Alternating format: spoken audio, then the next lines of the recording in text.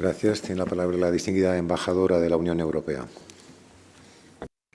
Monsieur le vice-président, monsieur le rapporteur spécial, l'Union européenne vous remercie pour cette actualisation orale et soutient votre mandat.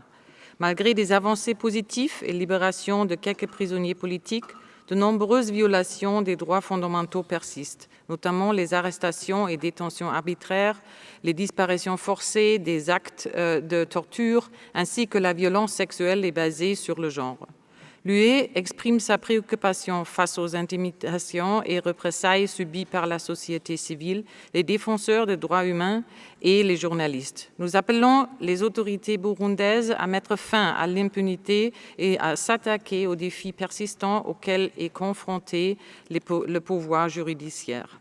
La participation du Burundi au comité pour l'élimination de la discrimination raciale est positive et nous encourageons le pays à renouer avec tous les mécanismes des droits humains. Nous appelons le gouvernement à accorder au rapporteur spécial l'accès au pays et à mettre en œuvre les recommandations de la commission d'enquête.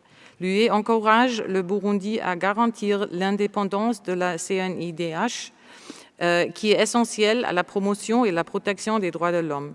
Nous encourageons enfin la réouverture du bureau du haut-commissaire pour les droits humains, gage de coopération et de soutien technique. Monsieur Zongo, quels sont les obstacles principaux à la mise en œuvre de recommandations de la commission d'enquête? Je vous remercie.